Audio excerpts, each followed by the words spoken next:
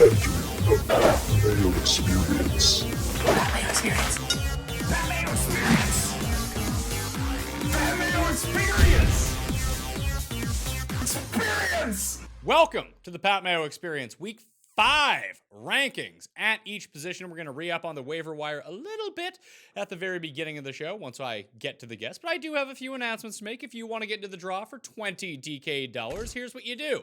You give me 2 rankings for PPR purposes at running back. One for Jalen Samuels if James Conner plays. The other one, Jalen Samuels if James Conner does not play because he's dealing with an ankle injury. Who knows where he's going to be at right now. You do those 2, leave your DraftKings handle, and boom.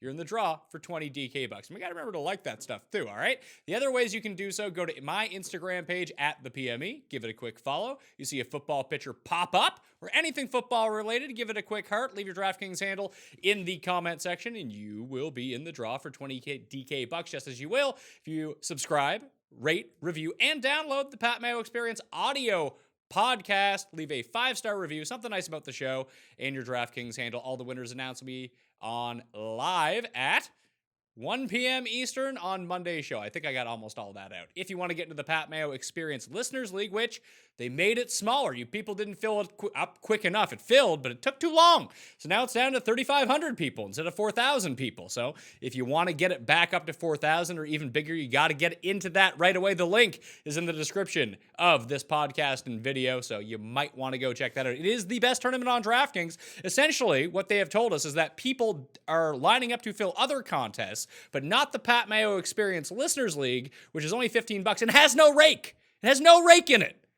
And you people decided not to play. So thanks for that. Thanks. I mean, big thanks to the people who just get in right away and try to pump this up. But all you other hangers on, like, what are we doing here? We're trying to give away money. It's the best tournament on DraftKings. Go play it, all right? Okay, let's bring in from theathletic.com, as he is on the show every single Tuesday, to talk about the rankings. The best ranker in the business. Jake, you still number 1 or what? I don't know. They haven't released this week yet. So as of right now, yes. Yes, number 1. I like it. I guess. I do want to talk about waiver wire just very briefly. I moved Jalen Samuels up to number 1 in my waiver wire pickup rankings. I'm not quite sure what his role looks like if James Conner is fully healthy and getting the majority of the snaps and touches. Like, do you think this Wildcat stuff and the passing game influence is actually for real?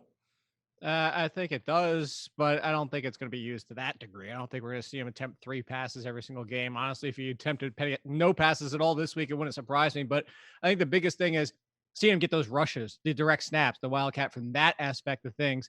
It's something we have to look at. This is a completely different offense. There's an offense built for Mason Rudolph, which is check downs, keep it short, keep it simple, keep it easy. And basically out of that game, Conner and Samuels ended up being his top 2 wide receivers. So I think that going forward, Samuels has standalone value, even if Conner's out there, almost similar to Austin Eckler with Melvin Gordon, similar to Danny Woodhead from way years ago with Ryan Matthews with the San Diego Chargers. So I think that Samuels is somebody that you have to add no matter what. Obviously, would see a huge increase if James Conner was out, but I think this is what the Steelers have to do. I don't like it, and I don't think there's a lot of players and fans out there that don't like it in general, but I think this is what the Steelers are planning to do to try and get the best from Mason Rudolph. Does this mean that Juju is not a top 10 receiver? Is he a top 20 receiver still?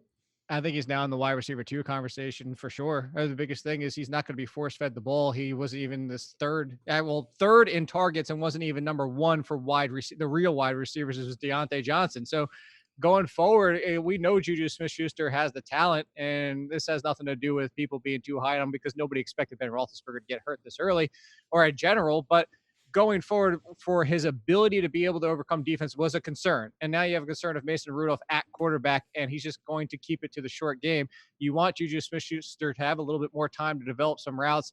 His big play ability is something you like here. And granted, Deontay Johnson's touchdown is a big play, but the point being is the routes that are being run, I think that's why we have to downgrade Smith-Schuster. Although I would still try and buy low, similar to Mike Evans' 2 quiet first weeks. I don't think he's completely like off the radar of being startable, but he's definitely not in the wide receiver 1 conversation anymore. If you had the number 1 waiver priority in your league and you needed a running back, are you using it on Jalen Samuels? I think you have to. If it's similar to the Wayne Gallman thing, if you need a running back, if you need somebody, you have to. At worst case scenario, James Conner still out there, still starting, and then go back to what we said is that you still probably have low-end RB2 value in half and full point PPR, that Janius Samuel is just using as much as he is in the game now. Yeah, and if there's some sort of unforeseen circumstance where Connor misses a few games, I don't actually expect him to miss on Sunday, but we'll update it as the week goes along. But if Connor was out, where would you rank him? Would you rank him top 10? I don't know, quite top 10. He would be right on the fringe of the RB1 conversation off the top of my head. Obviously, you know how I do. I like the projections do the initial work, but I got to think he would come into that conversation around your favorite player, Leonard Fournette, like Todd Gurley range. I think he'd be in that conversation.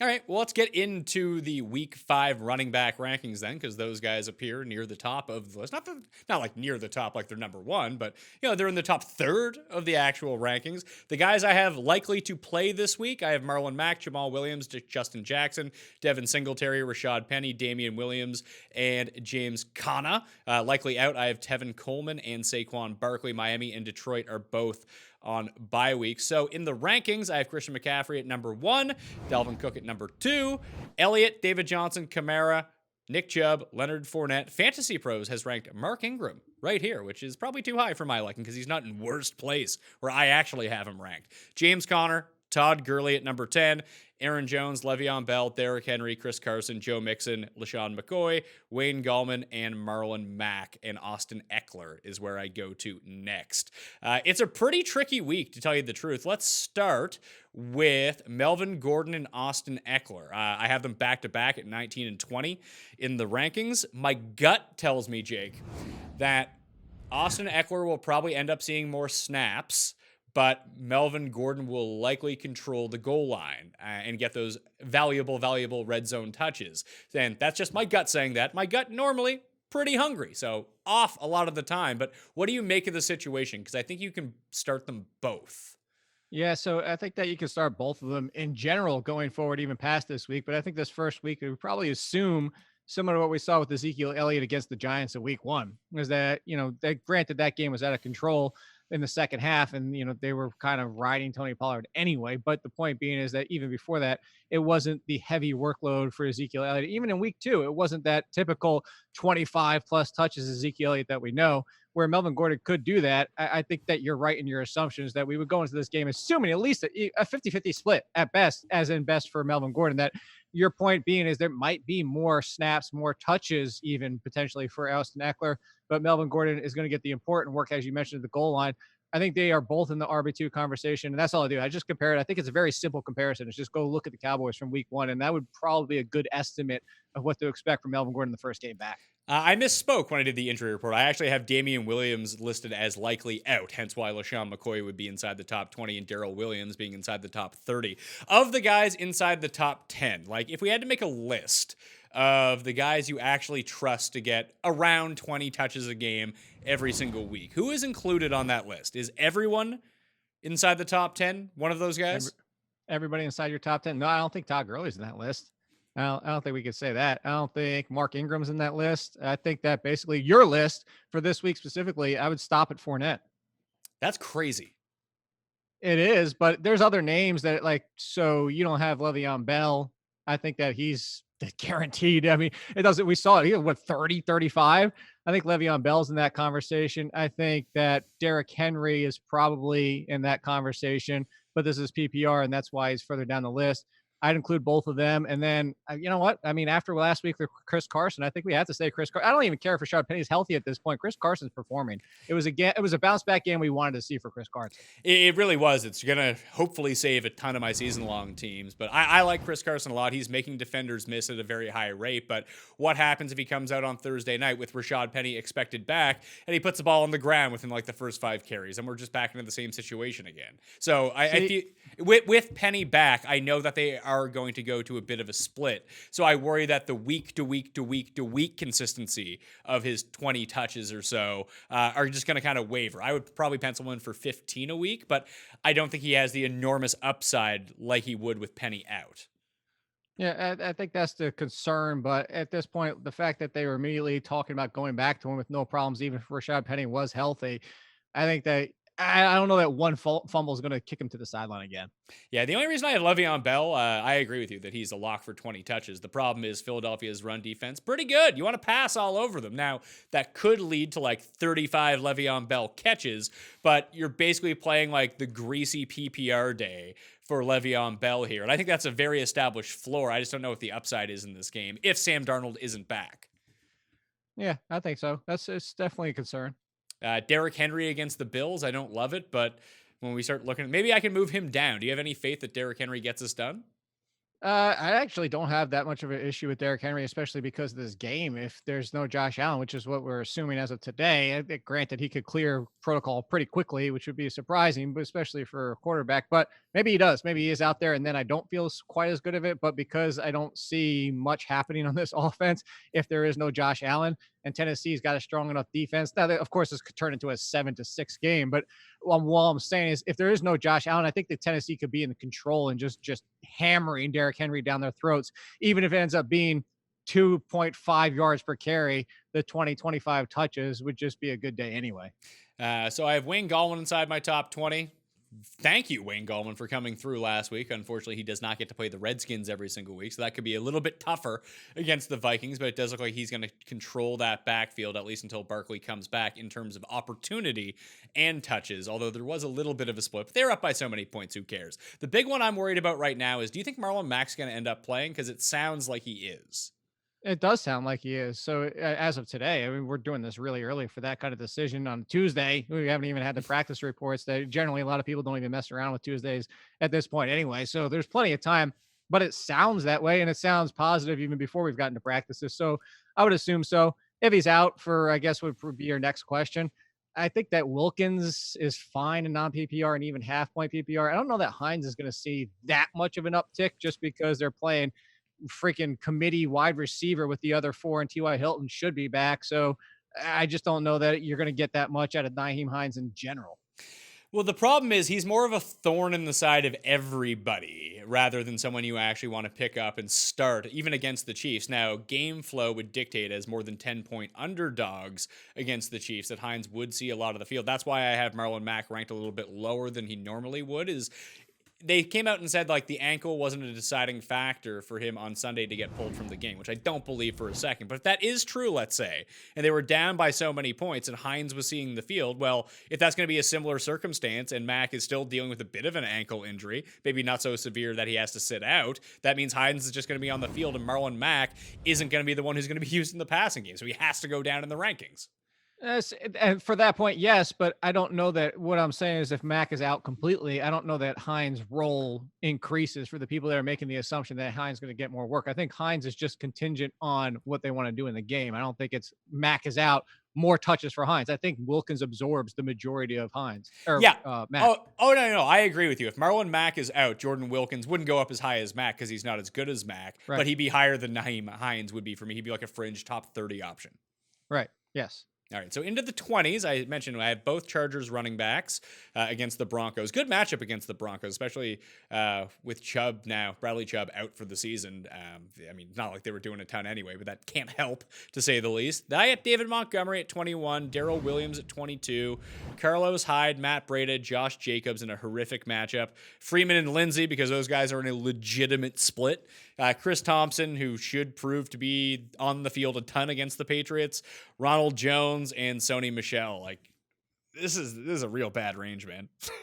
This is, and I know he's been miserable so far on a per touch basis, but I think Sony Michel against the Redskins would feel a little better. My biggest one of this entire group that I feel the worst about is Ronald Jones. Yes, he's looked better, but freaking Bruce Arians, and hopefully he's just lying to us, but he's already come out and said Peyton Barber's getting the start. He's getting the first opportunity. So again, Ronald Jones has looked better, and Ronald Jones, this is why we made the joke, and I joked with you and said that if Peyton Barber wins the job, we still all lose, is Ronald Jones is the better running back, but it's just a fit for this offense. You brought it up last week that the snap count for the third down is all the goon. It's not even those two. So I understand Ronald Jones has the upside, but Ronald Jones' floor is a 0.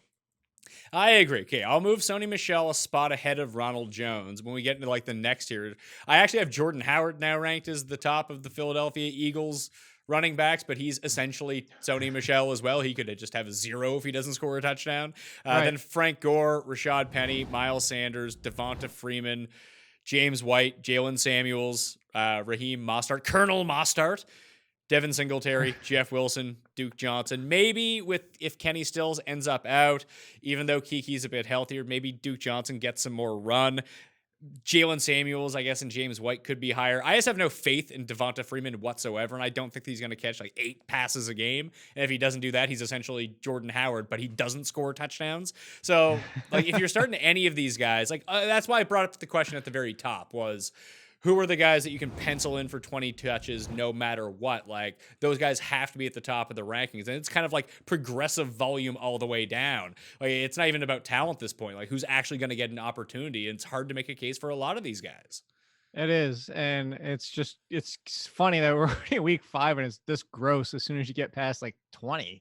I mean, it's just really what it is. I think Tariq Cohen's interesting in this game. I think that, it's not, it's the Oakland defense isn't something that's like, hey, this is going to force them to pass more. But the Oakland offense is enough to get a little bit going here and maybe not get completely shut out. And Tariq Cohen in space against this defense, it's David Montgomery's been miserable. And I say all that with the fact of we've been complaining about David Montgomery's use so far, and they give him all the opportunities, and he does really close to nothing with it. He looked miserable last week. He was along the same lines as Sony Michel. So I'm painting this whole scenario to say, what if Matt Nagy and his infinite wisdom so far comes into this game and be like, well, I gave David Montgomery his chance and he fell on his face. So let's go back to Tariq Cohen. It's hard to project that out. David Montgomery has seen his snap share increase every single week. And I agree with you. He's done absolutely nothing with it. But if there's a game where he can probably get it going, it's more likely to happen against the Raiders than the Vikings last week. Sure, absolutely. But at the same time, I could see a big one taken to the house for Tariq Cohen. Sure, I guess that's what you're kind of doing at this. Do I have Jamal Williams too low and Aaron Jones too high if Jamal Williams ends up playing? I don't think Jamal Williams is playing. I mean, he's tweeted out that he was Gucci, which I take it means he's good to go for the week. I'm waiting on that one. I severely doubt with how hard that hit was and how much he got carted out. I know it was Thursday night and he has more time than most, but that would surprise me. If so, it's your full point PPR, even a half point PPR. I wouldn't move him up that much because it's just the splits are there and he really needs to score a touchdown. That's the truth. Yeah, I mean, that's why he's down with like the Adrian Petersons of the world. Like, if Sony Michel wasn't on such a good team, he would be down here too. Yes. I mean, for all intents and purposes, Sony Michel he's better than Adrian Peterson. He's actually he's the terrible Derrick Henry from last year. Yeah, essentially. I mean, we're hoping for one of those. If you own Derrick Henry, which I do not, but if you're hoping for him this week, you have to hope for a terrible Derrick Henry game. Unless the one caveat with him is he can always break a big one, no matter how good the defense. So that's always on the table. But like if he plays his median game, it's going to be like 22 carries for 68 yards, and you hope he scores a touchdown. That's what you're aiming for here. Yeah, just legitimately, yeah. That's not great.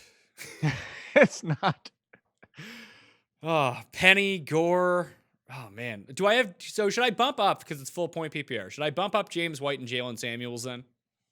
I think you definitely should on Jalen Samuels. Like Jalen Samuels, going to get to that point. I would have Jalen Samuels probably. Jordan Howard or Jalen Samuels? In a full point PPR, I'm starting Samuels. I was going to go even higher than that. Okay. Would you go Royce Freeman or Jalen Samuels? Go.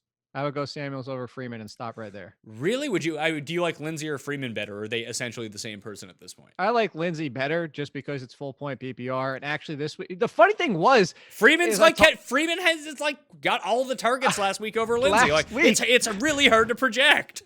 Last week I was going to bring that up, and I was going to bring up the fact that in that game, the one area of the defense that has struggled was to power running backs, not pass catching running backs, which pointed to a better game for Freeman than it did for Lindsey, which weirdly enough, I mean, I guess kind of makes a little bit of sense if you see how they attacked them. They used the power running back in the passing game and they switched the roles, although Lindsey did pretty good in that game. So it was very confusing to me. I was very surprised by that usage there. So I don't think that carries over for this week. I think this is a different matchup where I would still start Lindsey. I still think Lindsey's going to be back into the better Tariq Cohen. And I would be shocked.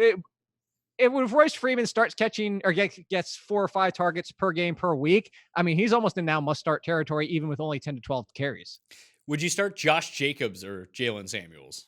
I would still barely lean Josh Jacobs, but if you wanted to go Samuels, I wouldn't call you crazy. Now, people know this. I'm a Josh Jacobs fan, but last week the snap counts was higher than it's been, and it was there. And you saw the work in the passing game, and you saw a really nice game. This is the game that we wanted to see from Josh Jacobs.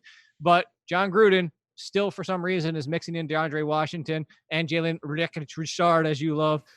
I don't know that you can trust him in this. This is an awful matchup. Bad. Yeah, it's a terrible matchup. Like, he's there just based on a volume play and the fact that I don't think the Bears, and they might, I don't think the Bears just start clocking them like 21-0 in the first half, because Jacobs is the downside to Jacobs that we talked about in the preseason as we entered fantasy drafts was, would he be game flow dependent? And so far through 4 games, he is. Yeah. And the biggest thing about this matchup too is, to go back to that, is that the Bears have been just as scary a shutdown as people expected them to be. Or as my buddy would say, who was a Bears fan and texted me during the game, they're good at that defensing thing. Yeah, that they are. Maybe they can run hot with no injuries again all this year, and that unit. Chase Daniel. Well, we'll get to Chase Daniel in a second. Actually, I'll just throw it out to you now. Like, are the Bears better off with Chase Daniel than Mitch Trubisky? Because I think for the style of football they want to play, at least regular season wise, I think they are. So if you follow me on Twitter, I was tweeting it out. I pulled up Radar 360. I was pulling up the numbers, and on target passes and catchable passes, Chase Daniel is actually, and it's a very small sample. Let's be real. I'm not going to say it's not, but Chase Daniel was markedly better than Mitch Trubisky at on-target passes and catchable passes. And in fact, if you were to rank them out for the entire season, again, it's a very small sample, but Chase Daniel was in the top 5 alongside of Phillip Rivers and other quarterbacks that put it on target as much. So I'm not saying that's going to continue, but if Chase Daniel, and similar to like the Mason Rudolph situation, if they style the offense a little bit more around him, and he is just accurate, just be accurate with Tariq Cohen and Allen Robinson and just going for it, might actually be better for this offense, as crazy as that might sound, because Mitchell Trubisky still has really not taken that significant leap forward that people have wanted him to. Wide receiver rankings for week 5. There's a lot of wide receiver injuries. So guys that I have likely in, so they're in the rankings: Mike Williams, T.Y. Hilton, Demaryius Thomas, Rashard Higgins, Taylor Gabriel, Paris Campbell, who's dealing with an abdominal injury. Likely out, I have Jarvis Landry, Devontae Adams, Christian Kirk, Kenny Stills, Dontrell Inman, Brashad Perriman, Terry McLaurin, Demir Bird, Travis Benjamin, Michael Gallup, Traquan Smith, AJ Green, Tyreek Hill, Deshaun Jackson, and John Ross. Golden Tate and Antonio Galloway are back from suspension. Miami and Detroit both have bye weeks. Number 1 in the rankings, I got Julio Jones going up against the Texans. Then I have DeAndre Hopkins on the other side of the ball. Someone asked me if they should trade DeAndre Hopkins this week. Not for like anything, just like, should I trade him because he sucks now? It's like, what the fuck are you talking about? Give your head a shake. Keenan Allen, Cooper Kupp, Michael Thomas, Amari Cooper, T.Y. Hilton, Chris Godwin, Mike Evans, Brandon Cooks. That goes into Larry Fitzgerald. Again, no Christian Kirk in the rankings. Odell Beckham Jr., Juju, Lockett, Alshon, Gordon, Sterling Shepard, Sammy Watkins, Julian Edelman, Tyler Boyd. Do I have Juju too high? I think so. I hate this. It sounds crazy, but I think you do, just because we talk about volume, even at running backs. Tyler Lockett is going to, I know where people are going to point to the game where he only had the 2 targets, but he's been much more involved in general. Just looking at the whole, like even Alshon Jeffrey with his injuries all the time, I think there's a lot here. Sterling Shepard, if it was no Golden Tate, I'd even probably start him, but Golden Tate being back clouds that whole picture. It's not remarkably like overranked. I'd probably still roll Sammy Watkins. There's just some names here that I'd probably put in over him. Just the fact is, this offense, we talked about it with the running backs, looks like a completely different offense. And I don't expect it to be Wildcat heavy, but I also don't expect Mason Rudolph to pepper Juju Smith-Schuster a bunch. So you'd go Watkins over Juju? I think I would, honestly. Would you go Edelman over Juju? I don't like the fact that Edelman's not 100% still, and there's just so many options on the Patriots that and we go back to this game. I mean, this game could be out of hand, and then why do you need to push Julian Edelman even in the second half? He might just come out at halftime and be like, we're done. We're already up 28-0. All right, I'll drop him below Sammy Watkins, sandwiched between Sammy Watkins and Julian Edelman. Here's the question. But I would put Shepard behind him. I think Shepard's in a really good spot here. I think Golden Tate is just ingrained coming back. Like, he's going to soak up 8-9 targets, and Shepard is the guy they just are looking at. Here's my concern with this. I'm not saying you're wrong. What You're I'm saying saying is Xavier Rhodes is going to shut him down? no, He hasn't been no, good. no. I don't care about Xavier Rhodes. Our friend Dave Martinez, bumpy roads instead of roads closed. So the truth is about this is Golden Tate shouldn't be outside. And Daniel Jones' game, what I keep saying time and again, is he's short to intermediate. He struggles downfield. This is why I wasn't a big fan of him as a prospect, because I think he's Rich Gannon at best. And a Rich Gannon, you can win a Super Bowl with talent around him, but he's never going to carry you. So that was just the NFL side of things for Daniel Jones. But this team makeup is built for Daniel Jones. That all being said, Golden Tate and Sterling Shepard on the field. Sterling Shepard can play outside better than Golden Tate can. If Golden Tate mans the slot the majority of the time and Golden Tate spending the majority of his time over the middle of the field, Daniel Jones, just by his style, probably goes his way more. I agree with you. I wouldn't say it's definitely going to be him in the first game back, but because of that concern, I would just be a little bit more hesitant on Sterling Shepard. Okay, so let's re-rank Sterling Shepard then. Would you go Sterling Shepard or Tyler Boyd in a gravy matchup against the Cardinals? I'd probably still go Shepard, but I even let you pick that one. Tyler Boyd, it's just that offense is so miserable. Oh, you wait. The best thing that could have ever happened, and maybe this is how I lose all my money on DraftKings this week, but everyone just watched Cincinnati looked inept on Monday night. And now they're going to play in a very high-paced game against the Cardinals at home against a defense that is just atrocious. And if John Ross is hurt, you have legitimate stacks out there that you can throw against him. I like Tyler Boyd a lot this week.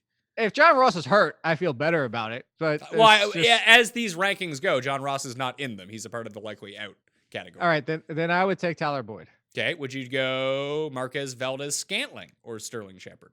Is Devontae Adams playing? I don't think so. No, he's not ranked. If Devontae Adams is not playing, I'm taking Marquez Valdez-Scantling.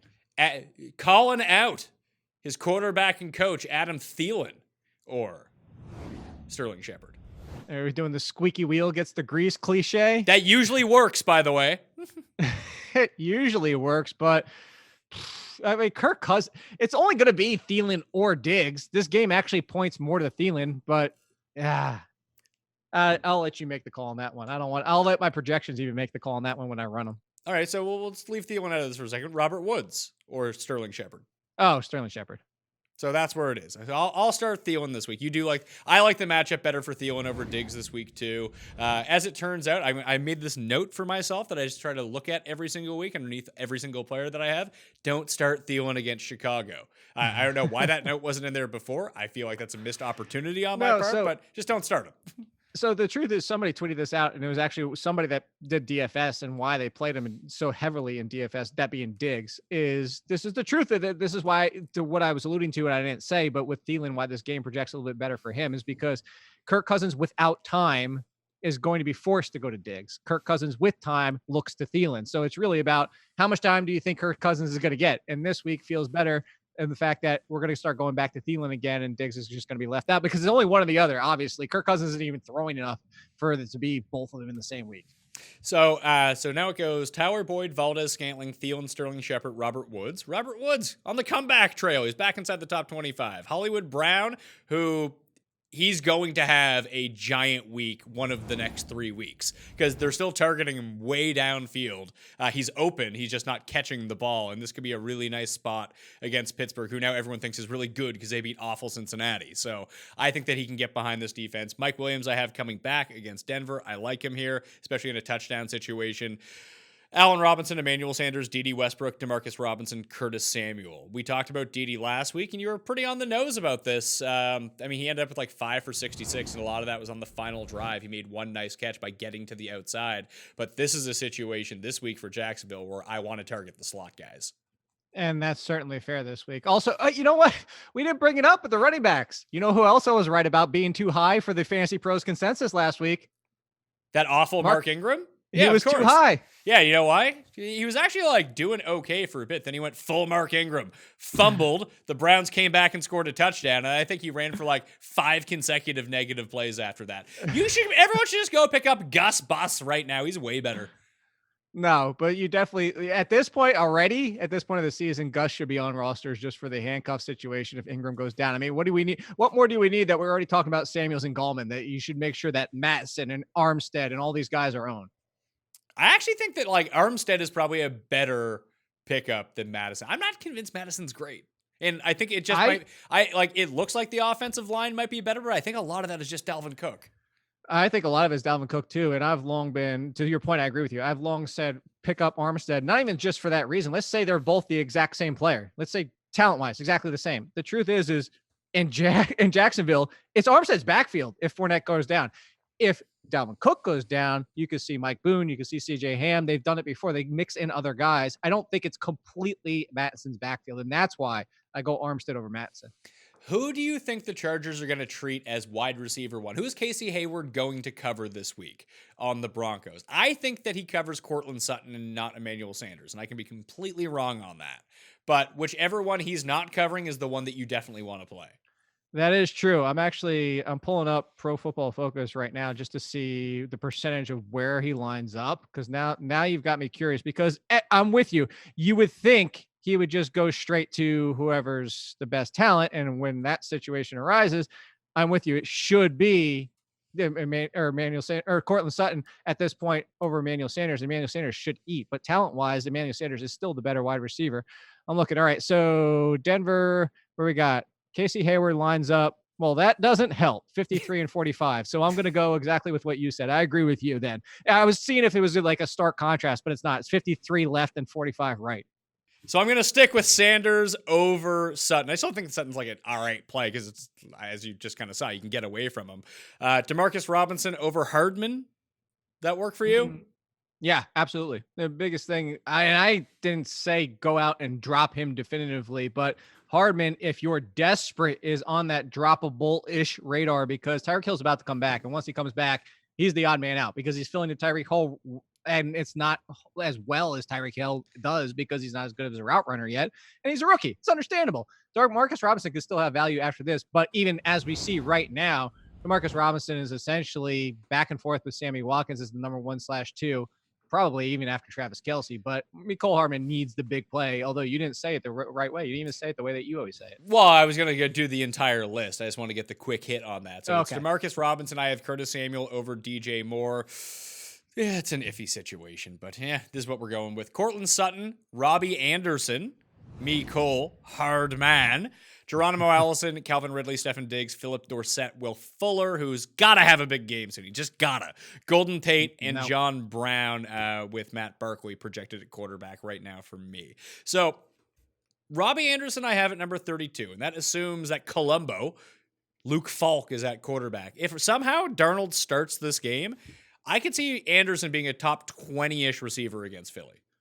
I could definitely see it. It's Philly. You just mentioned that's the biggest thing. So if Robbie Anderson, we know this is the whole reason you drafted him this year is for the big play upside, similar to like a Deshaun Jackson. It's like that's what you're looking for, but you're looking for Deshaun Jackson in his best years, where about 8 good weeks and the other half of the season is a little frustrating. But even the bad weeks, there was only like 4 or 5 really bad weeks. But Robbie Anderson was talked about this entire preseason about how tough his cornerback schedule was, but that didn't include the Eagles. So the Eagles this week is definitely one that I'm with you.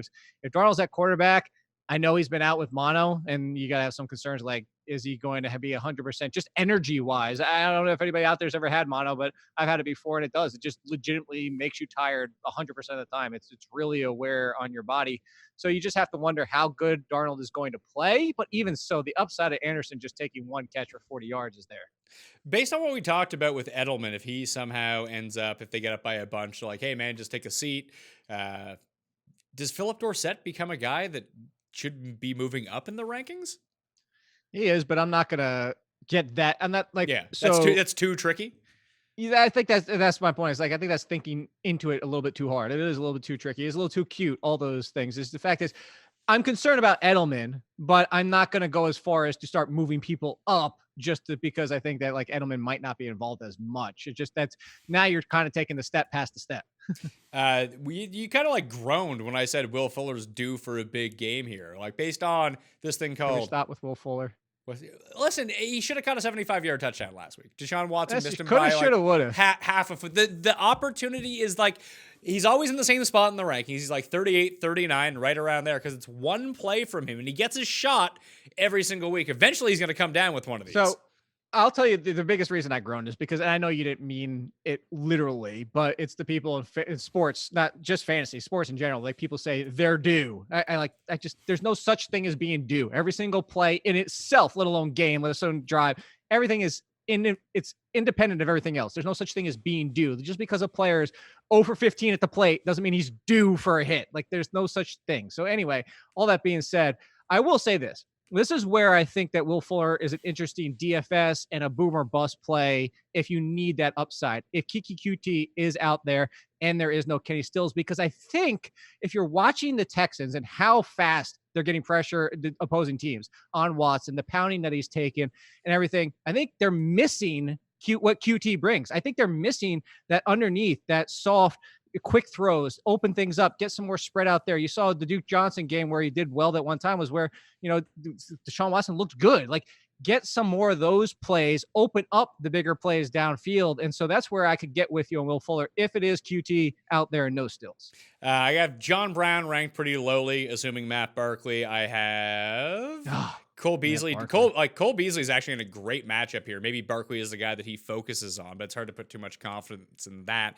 If Darnold ends up starting, I would actually severely move up Jamison Crowder, but right now I'm just going to focus on the big play guy with Falk and Robbie Anderson in the wide receiver rankings. Would you ever feel comfortable? And I actually bumped down Tyrell Williams for this week as well, just against the Bears. I mean, he could be fine, but it's a terrible matchup. And no, without that touchdown last week, it's the volume. But yeah, how much volume do you think he's going to get against the Bears? Well, only Darren Waller catches passes for the Raiders, so.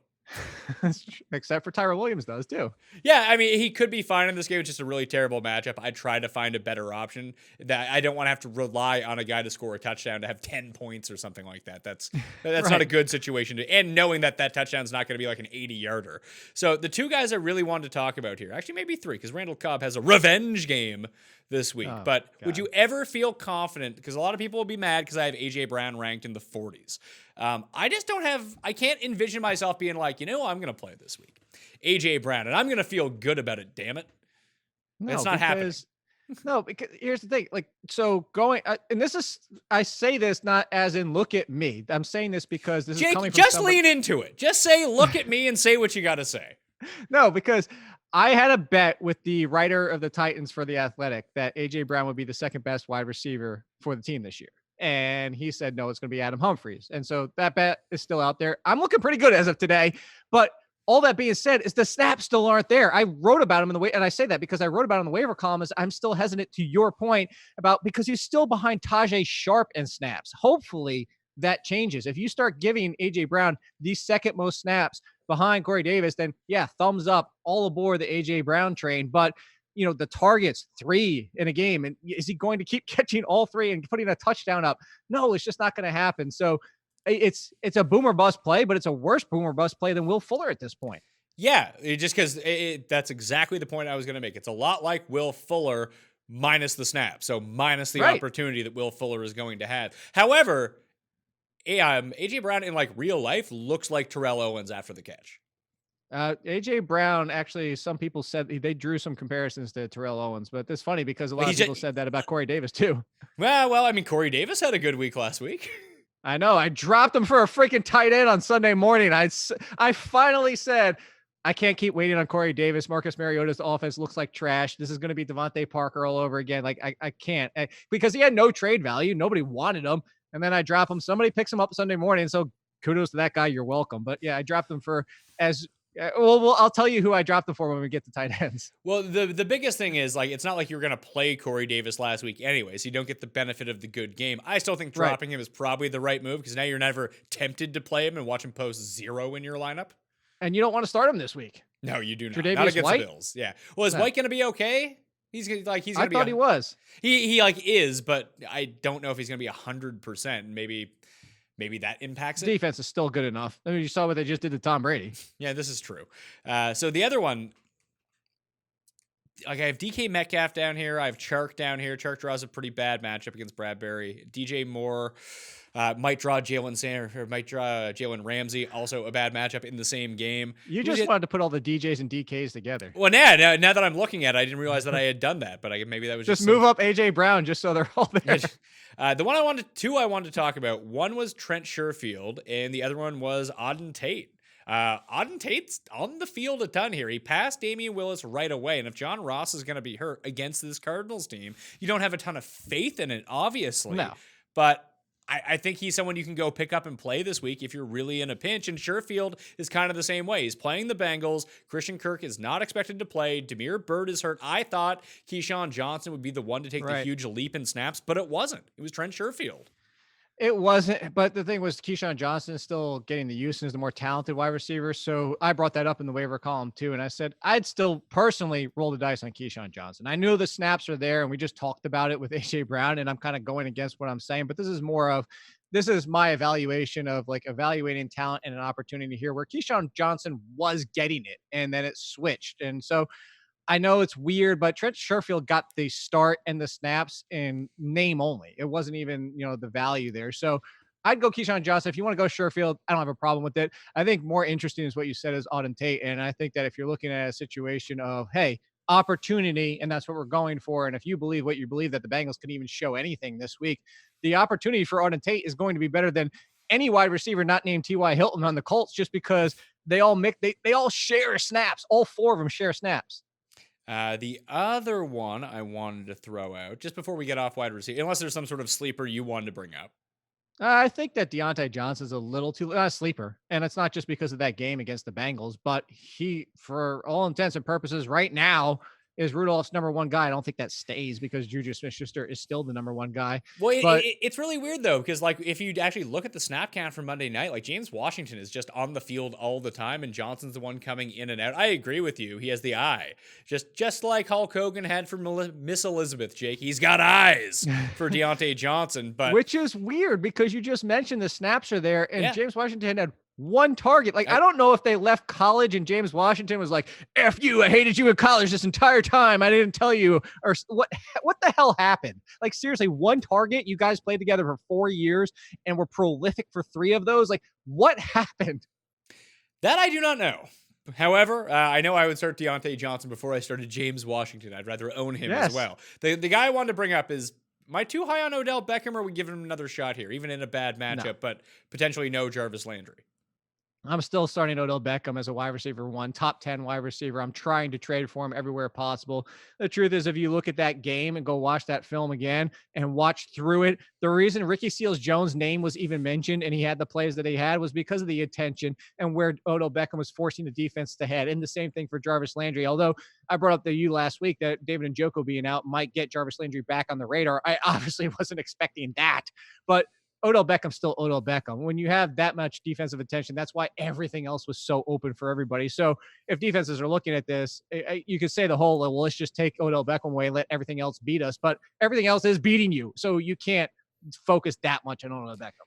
If Landry sits, which I have right now, and I actually have Rashard Higgins projected to be back, and Antonio Callaway returns from his...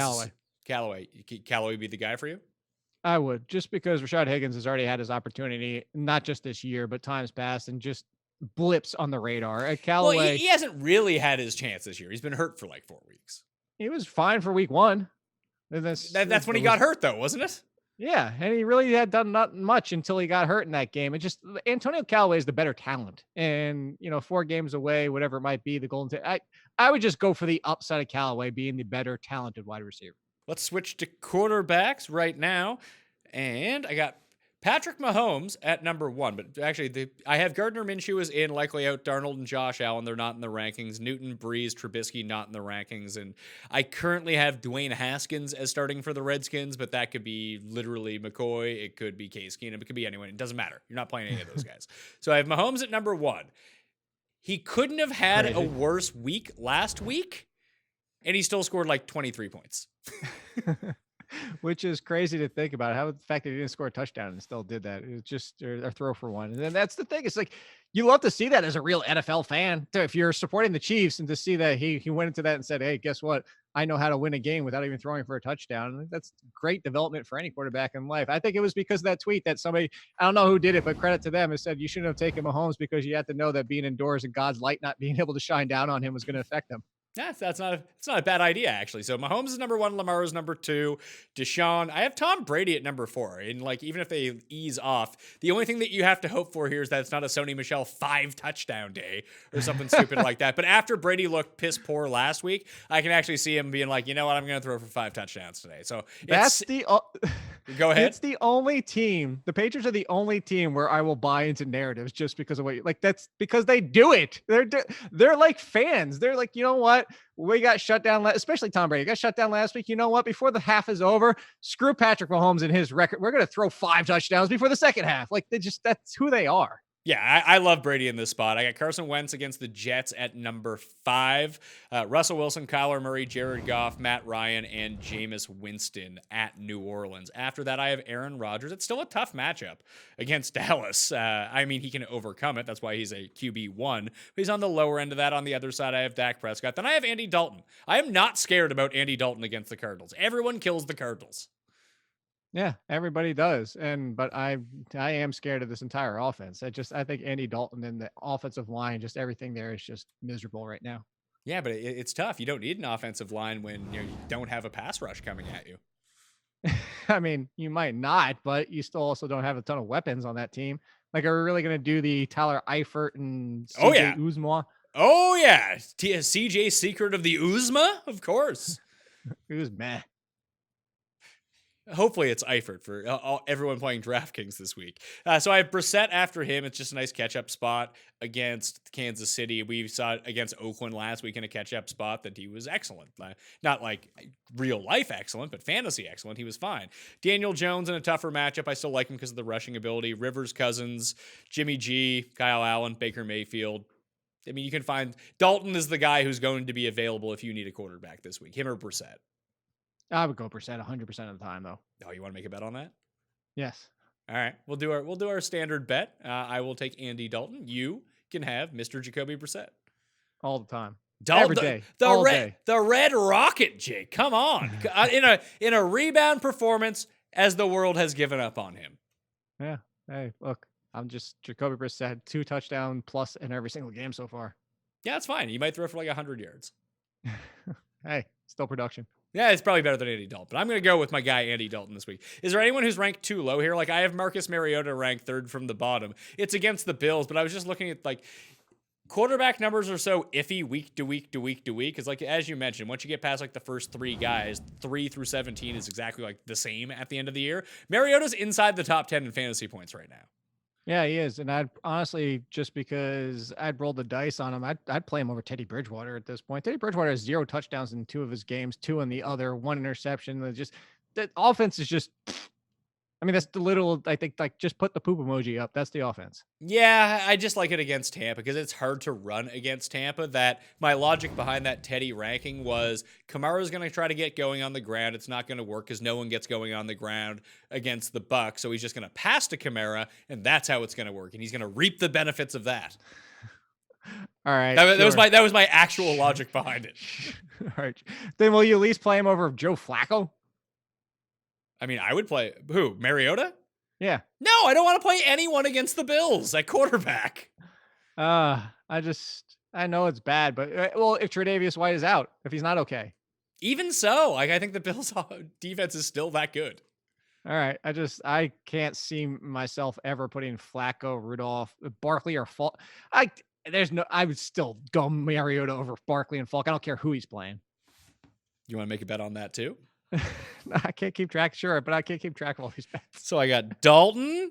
I'm just loading up on the shit quarterbacks here. So I got Dalton over Brissett, and I'll take Falk and Barkley over Mariota. Okay. Over Mariota. Okay, there we go. Can't wait for next week. I need to win back my Mark Andrews money from you. My best case for Mark Andrews right now is if he gets hurt. Are we going to talk tight ends? Yeah, let's talk some tight ends. So I have Vance McDonald. I think that he comes back this week, but if he doesn't, like, no big deal. And you probably don't want to play Vance McDonald anyway, although he might set up okay for this offense. I have Jordan Reed is likely out. Ben Watson is back from suspension, and Chris Herndon IV is still out another week because the Jets had their bye. He will return a week from now. I actually think you should go pick up Herndon off the waiver wire if he's still available. But Kelsey at number 1, Ertz, Ingram, Waller, Kittle, Andrews, Austin Hooper, Walt Disley, Tyler Eifert, Greg Olsen. That's my top 10. I know the play tight ends against the Cardinals every week is going to stop being a thing at some point, but I'm just going to embrace it, Jake. I'm just going to say start Tyler Eifert. Oh, that's just I still can't. God, it's just what I mean. What are you hoping for? Even in the week that he scored the touchdown, wasn't it like 1 or 2 catches? Yeah, 2 catches, 10 yards, a touchdown. That would make him probably the 9th tight end. No. So, by the way, do you want to? I told you I was going to tell you. Do you know who I dropped Corey Davis for? I'll give you a hint. You said we've done this before, and he hasn't shown up against this team before. I dropped him for Vernon Davis. Kudos to you. What did Vernon Davis? You dropped him for Vernon Davis. What did Vernon Davis do? Nothing? Yeah, 0.5 points. That's my point. It was like, yeah. You called it. Yeah, we've been down that road before. He's set up to smash the Giants and does nothing. So where's worst place man? I think he's at like 21. Wow, Fantasy Pros finally got on board. Finally pushed him down. You know that means he's going to, speaking of smash, you know that means he's going to smash this week, right? Of course. That's what we're like. If people ever wonder what worst place is, it's whenever you play the guy, they're awful. And whenever you bench them, they're great. And no one is playing Jared Cook anymore. So of course he's going to be great. Exactly. Help me out with some of that. Help me out with some of that Teddy Bridgewater fantasy points. If you're looking for a tight end, I know, look, we hate him, but somebody's going to drop him and you can go pick him up. I got to tell you. Pass. You want to do one more? What? Jared Cook versus who? Tyler Eifert. Oh, yeah, I'll take Eifert for sure. Eifert v. Cook. You're going to be so upset when Jared Cook has 0 points. You know that, right? I'm actually going to be happy because I'm happy when he fails. Tyler Eifert's 1 catch for -1 yards gets me the 0.9 PPR win. This will be a bet I'm happy to lose. I told you, I'm just happy when Jared Cook falls flat on his face just because it's so much fun to watch everybody get so ticked off about it. Although nobody's going to be ticked off this week because nobody wants him anymore. Exactly. So 11 to 15, I got Delaney Walker, Eric Ebron, Ricky Seals-Jones, Gerald Everett, and Jason Witten. I think Seals-Jones is like live here, especially because Cleveland has a bunch of injuries. I don't like it with Antonio Callaway coming back. I mean, he was involved last week and Jarvis Landry was there most of the time. Yeah, but Antonio Callaway, you just mentioned Rashard Higgins might be on the field too. It's at San Francisco, which is a better defense. Eldo Beckham's going to get back in the mix. I'm not screwing around with pickle Ricky Seals-Jones. I mean, tight end's rough, man. Like, would you actually want to play OJ Howard? Because he's been awful. He has been awful, but what is he at 3 for what last? He had some points last week. He does this. So did Ricky Seals-Jones, and they like barely passed in that game. That's the only look. Ricky Seals-Jones is that's probably going to be his one good game for the rest of the season. I don't know. So I forgot who threw this out here. They said, is Ricky Seals-Jones better than David Njoku? Because he might be. I don't know about that. In the passing game, yes, but as overall, I don't know about overall. And I like Ricky Seals-Jones. I always have. That's why I call him Pickle Ricky Seals-Jones. You get on board with that one? That's fun. Yeah. Pickle Rick. You can have that one. Where's Pickle Rick? I'm looking for Pickle Rick. He's somewhere back here. I don't know where he went. Oh, there he is. Pickle Rick. There you go. Pickle Ricky Seals-Jones. There you go. Yeah, let's say you can keep that one. That one you can just put in your pocket and take it with you. Any more tight ends? Like, how about my main man actually? Because he's just fun to watch every time he catches the ball. 2 weeks in a row, just 2 big plays from. He is the one who knocks, Jake. Dawson Knox. I knew that series. Has a huge stiff arm 2 weeks ago, and he made one of the most athletic catches I've ever seen last week. And he just beasts people over. I'm still waiting for him. Like, why all these tight ends keep jumping and trying to kick people in the face? I'm waiting for him to do one of those too. So after Hawkinson killed himself last week, they might want to stop that. I tweeted that exactly when it happened. I said, stop. Why do tight ends? What's their fascination jumping? Like, seriously, I would, you brought him up and it's not even tongue in cheek or whatever. I would play Dawson Knox over Graham, Watson, Goddard, Burton, Cook. I would probably stop at Doyle if T.Y. Hilton doesn't make it back this week. I have but T.Y. Hilton in, so I have T.Y. Hilton in the ranking. So these are as if T.Y. Hilton is playing. All right, well then I'll put Dawson. Then put it this way, I'll put Dawson Creek Knox up by Vance McDonald. No, it's he is the one who knocks. I changed it. No, see, mine's better. So after James O'Shaughnessy, you play him for a touchdown, right? For a touchdown only. That's why I would play Dawson Knox over him. I think I'd play James O'Shaughnessy. You're just a touchdown chaser. That's what tight end is. Dawson, look, if you want a 0 or 10, sure, but like Dawson Knox would get you 6, 7, and then have the upside for 10. If Josh Allen was starting, I might be on board with you, but Matt Barkley reeks. Well, he does. I forgot whether or not you have Josh Allen in or not. Are you considering him out? Yes, I'm considering him out. All right, then fine. Forget it. All right. Defenses. Let's close this out here. The Bears, number 1. That should be pretty obvious to most people, I think, playing Oakland. Watch them be horrible somehow this week, but I feel pretty good about that one. New England, number 2. The Eagles. Like, the Bears and Patriots are just way above everyone. Then the Eagles, Jags, Bills, Titans, 49ers, Vikings, Texans, Panthers. That's what I'm going with for my top 10, at defenses. The one that you can go pick up right now that I think just could generate a ton of pressure and a ton of sacks are the 49ers against Cleveland.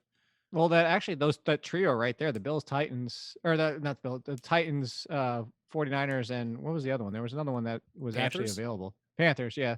You got 3 of them on this list. But yes, I'm with you. I actually had the 49ers as not even as high as you, but as one of my better streaming defenses, similarly that you have to be under 60% owned. You would love it, Pat. It's just, you're going to take the 49ers against the Browns when the Browns are the better defense? I was like, have you seen the Browns? I didn't even respond because you know what I did, Pat? I clicked on the person's profile. You'll never guess where he's from or what team he's a fan of. He's from Albuquerque, and he somehow loves the Raiders. Yep, Cleveland Browns. Yes, it was just a you don't, Jake. You don't like my team, but I watch every snap of my team, and they are the best, and you just don't get it. Do you even watch the footballs? No, I actually don't watch the games at all. I don't even look at the box score. You're like the coin then. That's what the coin does. That's what the coin does. Yeah. I'm actually looking right now. I want to guess the Cleveland Browns aren't even top like a defense 1. They're not. Their defense 16 with the Giants. Yeah, 49ers number 5, and they've missed a week.